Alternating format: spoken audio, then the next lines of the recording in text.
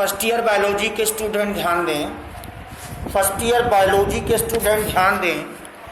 आज हम लोग डिस्कशन करेंगे आपके यहाँ बायोलॉजी का third chapter kingdom Monera, kingdom protista, kingdom algae और किंगडम फंजाई। सबसे पहले हम बात करते हैं किंगडम मोनेरा की।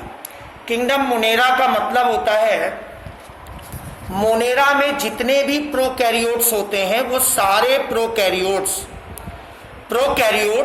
मोनेरा के अंतर्गत आते हैं। अब अगर हम मोनेरा की बात करें तो मोनेरा का मतलब ये होता है जिसमें केंद्रक विकसित नहीं होता, इनमें न्यूक्लियस डेवलपमेंट नहीं होता। जितने भी प्रोकैरियोट्स हैं वो सारे के सारे मोनेरा किंगडम के अंतर्गत आते हैं। इनमें न्यूक्लियस डेवलप नहीं होता है और ये यूनिसेलुलर होते हैं। यूनिसेलुलर की अगर हम बात करें, यूनिसेलुलर का मतलब होता है एक कोशिकीय, यानी एक कोशिका वाले। इनकी जीवन की सारे प्रोसेस एक कोशिका में संपन्न होते हैं, वो यूनिसेलुलर एक कोशिकी। जिनके जीवन की समस्त क्रियाएं डिफरेंट टाइप के सेल्स में कंप्लीट होती हैं वो मल्टी सेलुलर बहुकोशिकीय। जैसे हम लोग मनुष्य जो है वो मल्टी सेलुलर है और जो मोनेरा है ये एक कोशिकीय होते हैं। तो मेरा कहने का मतलब है जितने भी प्रोकैरियोट्स होते हैं वो सारे के सारे मोनेरा के अंतर्गत आते हैं। इनमें केंद्रक विकसित होता है, ये एक कोशिकीय होते हैं यानी यूनिसेलुलर होते हैं। ये प्रिमिटिव होते हैं। प्रिमिटिव का मतलब है शुरुआत के, सबसे प्रारंभ के जीव माने जाते हैं, स्टार्टिंग ऑर्गेनिजम्स माने जाते हैं। और ये यूनिवर्सल होते हैं, सभी जगह पाए जाते हैं। ऐसा नहीं है कि ये केवल स्पेसिफिक किसी जगह पे मिलते हो, ये सभी जगह मिलते हैं। और ये बहुत ज़्यादा माइन्यूट होते हैं, सूक्ष्म होते हैं। इनकी रचना बहुत सरल होती है और ये अनफेवरेबल कंडीशन में भी रह सकते हैं। ये तो पहले मैंने आपको मोनेरा के विषय में बताया कि मोनेरा होते क्या है। अब हम लोग बात करेंगे मोनेरा की क्लासिफिकेशन की कि मोनेरा कितने प्रकार के होते हैं। अगर मोनेरा की बात करें तो वैसे तो मोनेरा को दो समूहों में बांटा गया, एक तो आर्की बैक्टीरिया, दूसरा यू बैक्टीरिया। लेकिन आजकल क्या है, एक साइनो बैक्टीरिया भी आ गया है। तो हम तीनों पर बात करेंगे। सबसे पहले हम बात करते हैं आर्की बैक्टीरिया की। ये धरती पर पाए जाने वाले फर्स्ट ऑर्गेनिजम्स माने जाते हैं आर्की बैक्टीरिया, और ये बैक्टीरिया के जैसे दिखते हैं।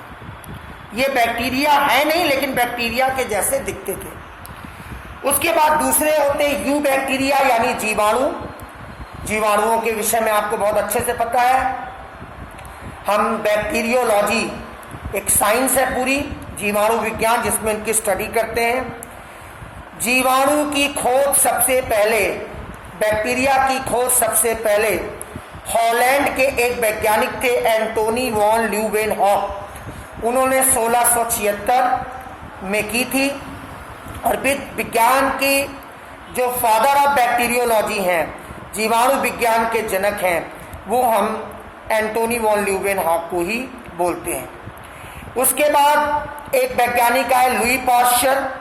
लुई पाश्चर ने फर्मेंटेशन क्रिया के द्वारा सूक्ष्म जीवों की बात करी कि उन्होंने बताया कि जो फर्मेंटेशन प्रोसेस होता है वो सूक्ष्म जीवों के द्वारा होता है, माइक्रो ऑर्गेनिज्म के, माइक्रोबीज के द्वारा होता है। और इन्होंने जर्म थ्योरी ऑफ डिजीज माने रोगाणुओं द्वारा रोगों की उत्पत्ति, इसका भी कॉन्सेप्ट दिया। उसके बाद बात आई रॉबर्ट कोच की। रॉबर्ट कोच ने एंथ्रेक्स और टीबी, ट्यूबरक्यूलोसिस जैसी बीमारियों के लिए बैक्टीरिया की खोज की। और उसके बाद तो बैक्टीरिया पर बहुत सारी खोजें होती चली गई। एक वैज्ञानिक थे एल.सी. कैलमेटी, उन्होंने BCG वैक्सीन की खोज की थी। अब हम लोग बात करेंगे general characters of bacteria. Bacteria के कैरेक्टर्स कैसे होते हैं। जो बैक्टीरिया होते हैं ये सिंपल होते हैं, प्रोकैरियोटिक्स होते हैं, यूनिसेलुलर होते हैं, सैप्रोफाइट्स यानी मृत्योपजीवी, मृत सड़े गले डेड डिके ऑर्गेनिज्म से ये अपना पोषण करते हैं। पैरासाइट्स भी होते हैं यानी परजीवी भी होते हैं, दूसरों पर भी डिपेंड रहते हैं। इनमें जैसे क्लोरोफिल होता है वैसे बैक्टीरियोफिल भी कुछ बैक्टीरिया में देखने को मिलता है। जितने भी बैक्टीरिया हैं इनमें mitochondria, endoplasmic reticulum, Golgi apparatus ये सारी चीजें नहीं पाई जाती। इनकी जो सेल होती है वो मीसोसोम होती है, मीसोसोम्स होती है, और इनमें डीएनए के साथ हिस्टोन नामक प्रोटीन नहीं पाया जाता है। अब हम लोग बात करेंगे इसके और कैरेक्टर्स की। तो और कैरेक्टर्स को देखें तो बैक्टीरिया में जो राइबोसोम्स होते हैं वो 70S टाइप के होते हैं। आपने पढ़ा होगा राइबोसोम 2 प्रकार के होते हैं, 70S, 80S, 70S टाइप के राइबोसोम्स इसमें पाए जाते हैं। इनमें एक क्रोमोसोम होता है जो कि रिंग के फॉर्म में गोल स्ट्रक्चर में होता है, और इनमें बाइनरी फिजन रिप्रोडक्शन जो होता है वो बाइनरी फिजन के द्वारा भी होता है, और सेक्सुअल रिप्रोडक्शन भी होता है, एसेक्सुअल रिप्रोडक्शन भी होता है।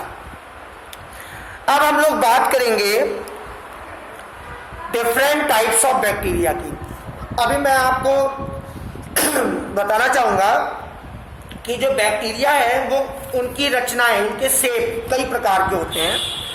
जैसे वो आपको बता देते हैं कि क्वामा के आकार के भी होते हैं, फिलामेंटस भी होते हैं, स्पाइरल भी होते हैं, हेलिकल भी होते हैं, सर्पिल, कुंडलित, डिफरेंट टाइप के स्ट्रक्चर आपको बैक्टीरिया के देखने को मिलेंगे। मैं आपको स्क्रीन पे दिखा रहा हूँ, आपको देखिए अगर दिख जाएगा तो, अगर आपको दिख रहा हो ये देखिए, ये डिफरेंट टाइप का स्ट्रक्चर है बैक्टीरिया का, आपको दिख रहा होगा। ये रचनाएं कैसी कैसी दिख रही हैं इनकी। तो डिफरेंट टाइप का स्ट्रक्चर होता है इनमें जो टाइप्स होते हैं उनमें कोकस होता है, कोकस बोलते हैं, और वेसिलस भी होते हैं, स्पाइरल और हेलिकल होते हैं। कोकस का मतलब होता है स्फेरिकल, गोल आकार के भी बैक्टीरिया होते हैं। वेसिलस का मतलब होता है छड़ के आकार के, रॉड से। और सर्पिल, कुंडलित, स्पाइरल या हेलिकल ये सर्पिल का, सांप के आकार के या कुंडलित आकार के होते हैं। ठीक है, इसके डिफरेंट टाइप्स होंगे। और इसमें बात अगर हम करें तो बहुत सारे एग्जाम्पल हैं, उसके एग्जाम्पल आपको दिए जाएंगे। अब हम लोग बात करेंगे, आपके यहाँ केवल जीवाणु कोशिका की संरचना का चित्र है, जो चित्र आपको मिलेगा और उस चित्र को आपको बनाना है। ध्यान से देखिएगा, ये चित्र आपको अगर दिख रहा होगा तो आपको चित्र दिखेगा। तो चित्र आपको एक बनाना होगा बैक्टीरिया का, बैक्टीरियल सेल का, कोशिका संरचना का। इसका एक्सप्लेनेशन आपके कोर्स में नहीं है। अब बारी आती है कि अगर हम बात करें तो बैक्टीरिया की जो सेल वॉल होती है वो रिजिड होती है, माने दृढ़ होती है, कठोर होती है। कोशिका भित्ति जो होती है बैक्टीरिया की बहुत कठोर होती है, रिजिड बॉडी होती है। और बैक्टीरिया की सेल वॉल के अकॉर्डिंग अगर हम बात करें, रिजिड बॉडी के आधार पर बात करें, तो बैक्टीरियल में ग्राम निगेटिव और ग्राम पॉजिटिव 2 प्रकार के बैक्टीरिया होते हैं। जो ग्राम निगेटिव बैक्टीरिया होते हैं उनकी जो वॉल होती है वो 10 से 15 नैनोमीटर मोटी होती है, और जो ग्राम पॉजिटिव बैक्टीरिया होते हैं उनकी वॉल 20 से 25 नैनोमीटर तक मोटी होती है। ठीक है, तो हाँ, और इसमें आपको डिफरेंट टाइप का केमिकल कंपोजिशन भी मिलता है, तो ये आपको मिलेगा। अब हम लोग बात करते हैं कि बैक्टीरिया में क्या क्या होता है। बैक्टीरिया में बैक्टीरियल सेल मिलेगी, प्लाज्मा मेम्ब्रेन मिलेगी। प्लाज्मा मेम्ब्रेन इनकी लिपोप्रोटीन की बनी होती है। मीजोसोम्स या तो ट्यूबुलर होगा या वेस्कुलर होगा, यानी नलिकावत, नली के आकार का। और साइटोप्लाज्म में आपको इसमें water, protein, amino acids, enzyme, nucleic acid, carbohydrate, lipid, vitamin, minerals, ये सारी चीजें बैक्टीरिया के साइटोप्लाज्म में, ये सारी चीजें आपको मिलेंगी। इसमें न्यूक्लियोइड भी होगा, केंद्रक नहीं होता। बैक्टीरिया में न्यूक्लियस नहीं होता, न्यूक्लियोइड होता है, जिसे हम केंद्रकाक कहते हैं।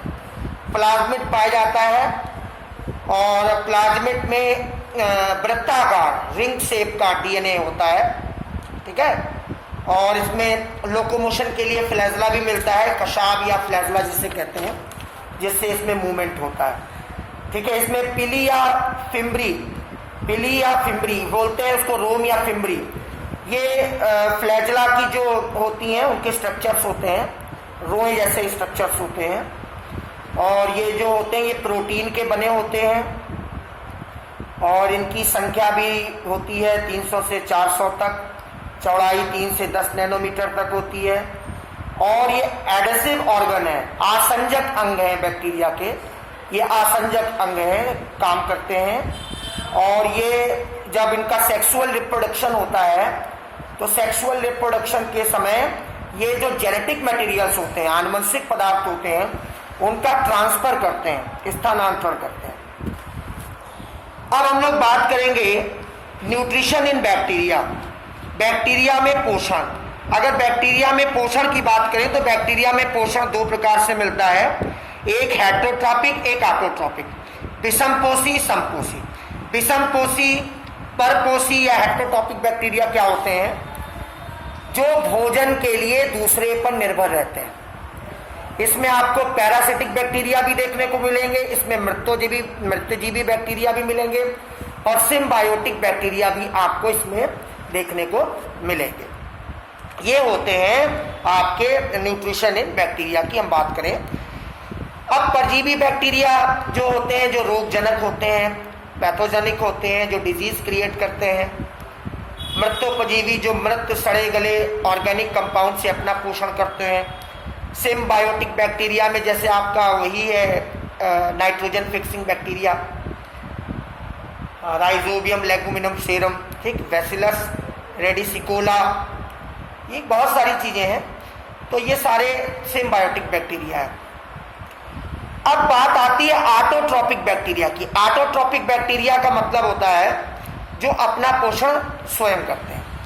तो ऑटोट्रॉपिक बैक्टीरिया को 3 भाग में बांटा गया है। एक तो प्रकाश संश्लेषी फोटोसिंथेटिक, रसायन संश्लेषी कीमियोसिंथेटिक और नाइट्रीफाइंग बैक्टीरिया।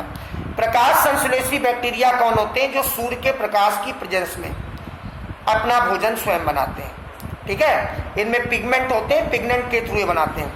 जो केमियोसिंथेटिक बैक्टीरिया होते हैं ये sulphur, hydrogen, methane, nitrate, nitrite, ammonia, different type के इनऑर्गेनिक कंपाउंड का ऑक्सीडेशन करते हैं और केमिकल प्रोसेस से अपने भोजन का निर्माण करते हैं। उसके बाद नाइट्रीफाइंग बैक्टीरिया जो होते हैं, ये नाइट्रीफाइंग बैक्टीरिया क्या होते हैं? ये जमीन में, भूमि में स्वतंत्र रूप से पाए जाते हैं और ये भी 2 प्रकार के होते हैं। एक होते हैं नाइट्रोबैक्टर और एक होते हैं नाइट्रोसोमोनास। तो ये क्या करते हैं? ये बैक्टीरिया ग्रीन प्लांट जो होते हैं उनके द्वारा प्रोटीन निर्माण के लिए जो इनको नाइट्रेट चाहिए होती है उसका इंतजाम करते हैं। अब हम लोग बात करेंगे बैक्टीरिया में श्वसन की, रेस्पिरेशन इन बैक्टीरिया। तो बैक्टीरिया में अगर रेस्पिरेशन की बात करें तो बैक्टीरिया में रेस्पिरेशन आपको 3 प्रकार से देखने को मिलेगा। ये एक तो ऑक्सीजीव एरोबिस और अनऑक्सी एनारोबिस और विकल्पी अनऑक्सीजीव फैकल्टेटिव एंड एरोबिस। ऑक्सीजीव ये जो होते हैं वो ऑक्सीजन के थ्रू रेस्पिरेशन करते हैं। अनऑक्सी जो होते हैं वो स्वतंत्र होते हैं, उनके लिए ऑक्सीजन की जरूरत नहीं होती। और जो फैकल्टेटिव एनारोबिक्स होते हैं उनको ऑक्सीजन ले भी सकते हैं, नहीं भी ले सकते, यानी ऑक्सीजन की प्रेजेंस और एब्सेंस दोनों में सरवाइव करते हैं।